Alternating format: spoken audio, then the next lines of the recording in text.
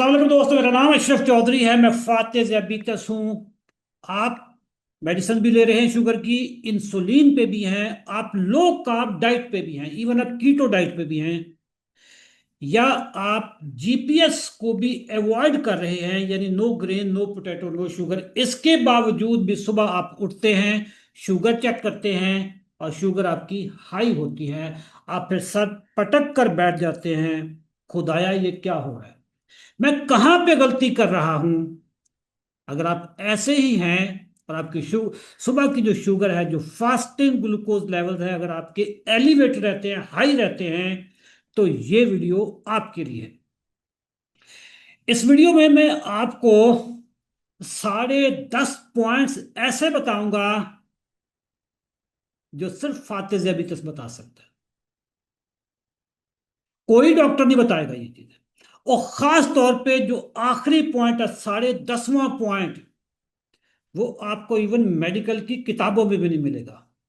अब वो सिर्फ फाते ज़ैबितस अपने तजर्बे की बुनियाद पे आपको बताएगा। तो आए जनाब, प्रेजेंटेशन खोलते हैं। वीडियो थोड़ी सी लंबी हो सकती है। अगर आप शुगर के मरीज हैं या आपके घर में कोई शुगर का मरीज है, तो आपके ऊपर ये वीडियो देखना फर्ज है, क्योंकि जब तक ये वीडियो नहीं देखेंगे आप फास्टिंग शुगर से कभी भी मुतमईन नहीं होंगे। दोस्तों, मेडिकल में एक टर्मिनोलॉजी इस्तेमाल होती है, उसको कहते हैं डॉन फिनोमेना। डॉन फिनोमेना क्या है कि जब आप सोए हुए होते हैं, आपका जो जिगर है ये सोचता है कि बॉस अभी सोए हुए हैं, जब ये उठेंगे इनको शायद को नाश्ता ना दें। हो सकता है कि इनकी बॉडी में ताकत ना हो, तो ये कहीं भूख से, शुगर कम होने की वजह से बॉस मर ना जाए, गिर ना जाए। तो जिगर आपका चूंकि जिगरी यार है, तो जिगर अपने पास से आपको शुगर देना शुरू कर देता है। जिगर के पास कितनी शुगर होती है? कम अज कम भी हर बंदा जो सेहतमंद इंसान है उसके पास 100 से 120 ग्राम शुगर ग्लाइकोजन की शेप में उसके जिगर में होती है।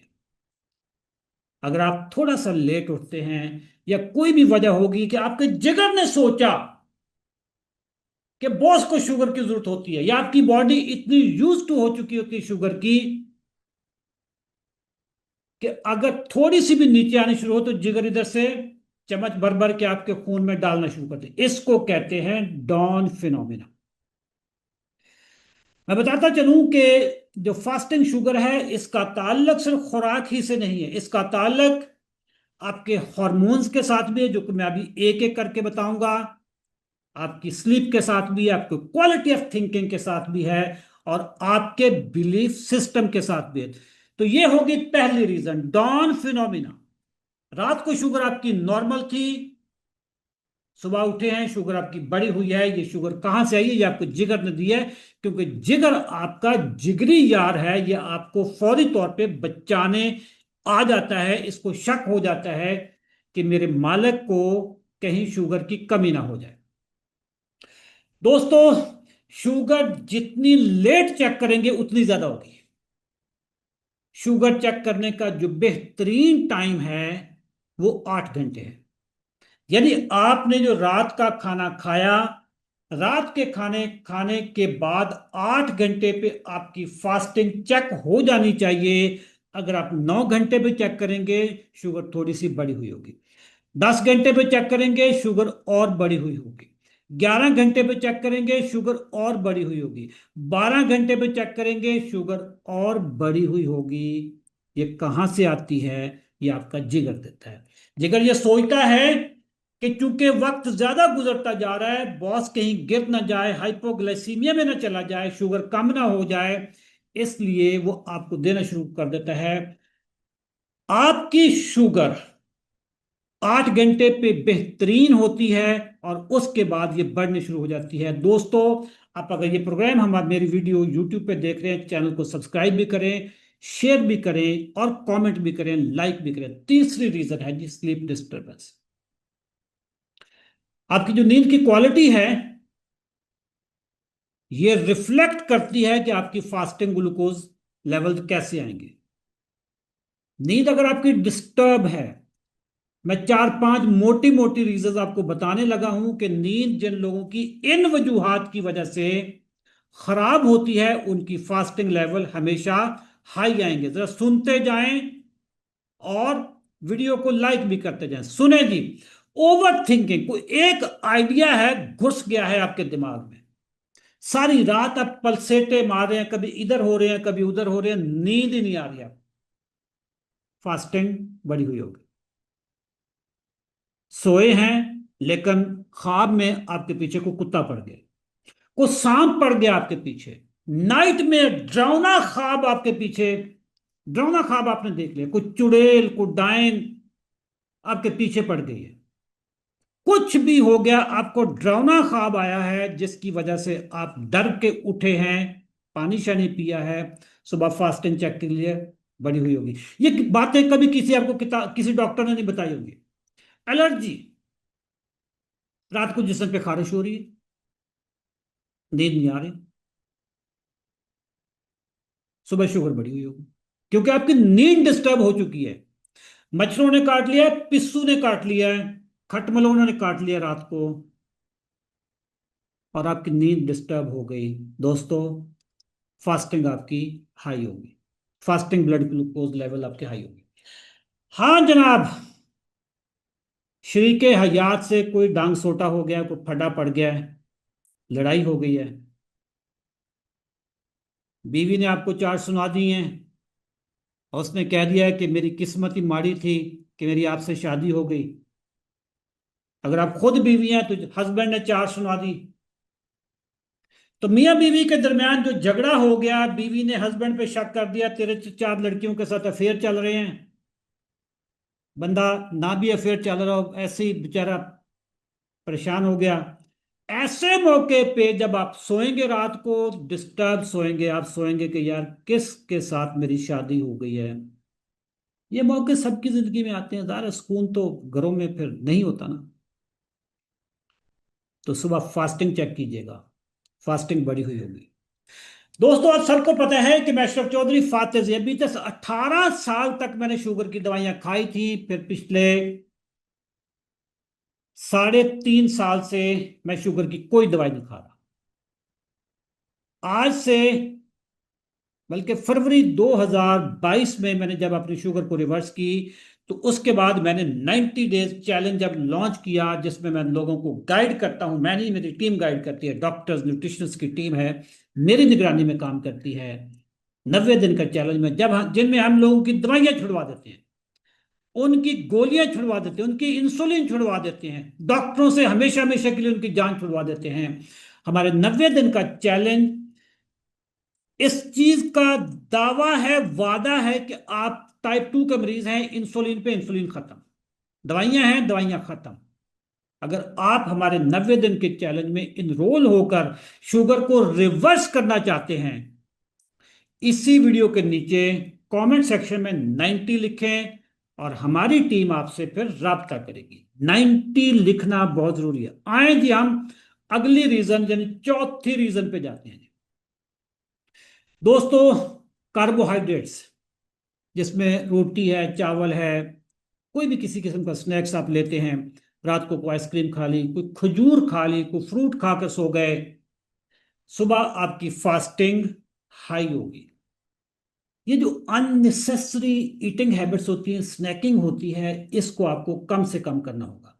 अगर आपको रात को भूख लग भी गई है लेट नाइट, आप सैलड खा लें, ग्रीक योगर्ट ले लें, बादाम अखरोट ले लें, पानी पिए, लस्सी पिए, सो जाएं, ठीक है।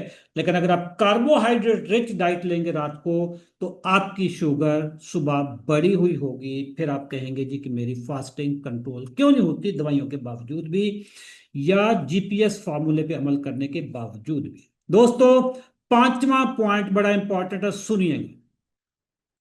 स्टीरॉयड्स, कुछ लोग स्टीरॉयड्स लेते हैं।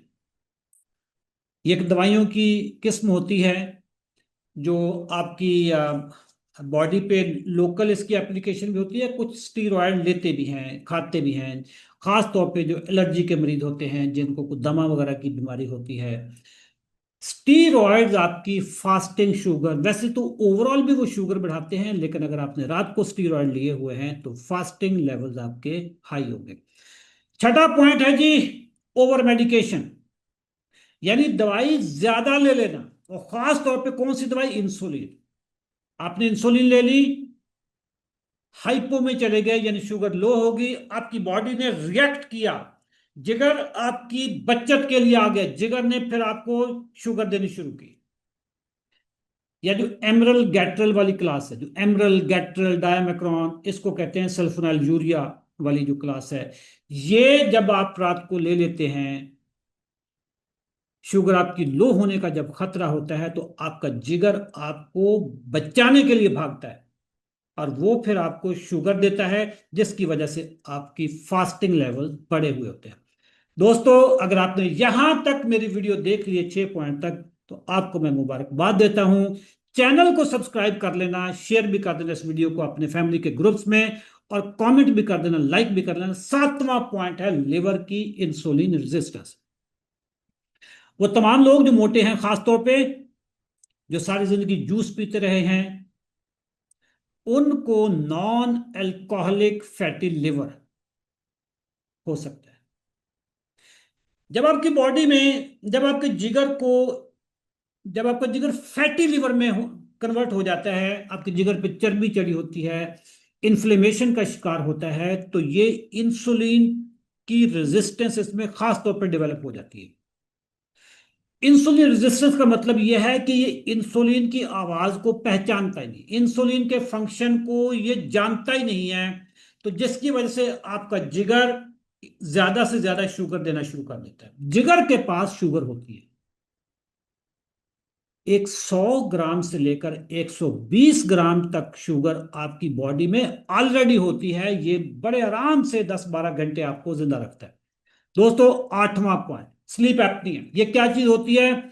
सोते हुए सांस ही बंद हो गया। लो जी, बंदा मरने लगा, सांस बंद हो गया, झटके से उठे आप, झटका लेके। ये मोटे लोगों में खास तौर पे होता है स्लीप एप्निया, और इसका इलाज भी मोटापे को कम करना होता है। स्लीप एप्निया का अगर आपके ऊपर अटैक हो जाए, तो जिगर क्या समझता है कि बॉस के ऊपर अटैक हो गया। जब बॉस के ऊपर अटैक हो गया, जिगर ने ये सोच लिया, तो वो अब आपको शुगर देगा। शुगर क्यों देगा? ताकि या तो आप लड़ाई कर सकें या भाग सकें। फाइट और फ्लाइट मोड में आपको जिगर आपका ले आता है स्लीप एप्निया के बाद। सुबह आप चेक करेंगे, आपकी फास्टिंग बढ़ी हुई। दोस्तों, 9वां पॉइंट, लेट नाइट ईटिंग। बस ऐसे ही ख्याल आया कुछ काम करना, कुछ था नहीं करने को, और सोचा कि यार कुछ खा ही लेते। वेले लोग, फारिग, कोई काम धंधा है नहीं, जाग रहे हैं, मूवी देख रहे हैं, स्क्रोलिंग कर रहे हैं, इंस्टाग्राम पे बैठे हैं, टिकटॉक पे बैठे हैं, कुछ काम करने को है ही नहीं,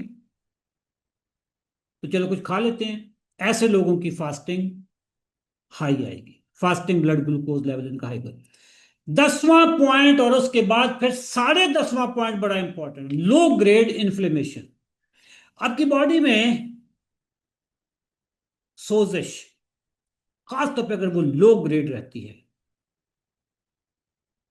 हल्की हल्की सोजिश आपकी जिस्म में, जो कि आपको नजर नहीं आती, टेस्ट करवाने पे आपको नजर आती है, तो आपकी फास्टिंग लेवल हमेशा हाई रहेंगे। लो ग्रेड इन्फ्लेमेशन बहुत बड़ी बीमारी है, ये पता नहीं चलती है, अंदर ही अंदर से दीमक की तरह आपको काटती रहती है। कौन सा टेस्ट करवाना है लो ग्रेड इन्फ्लेमेशन को चेक करने के लिए? एक टेस्ट है CRP, और दूसरा ESR, जो अक्सर डॉक्टर भी करवाते हैं। तो CRP और ESR दोनों टेस्ट में से जो भी आप करवाएं, खासतौर पे CRP is more reliable, authentic, more authentic taste. ये आप करवाएंगे तो आपकी बॉडी की जो इन्फ्लेमेशन लेवल है ये भी पता चल जाएगा। अब हम आते हैं आखिरी और 10.5वीं रीजन पे। दोस्तों, इंसान का जो बिलीफ सिस्टम है, ये इंसान की बायोलॉजी पे इम्पैक्ट करता है।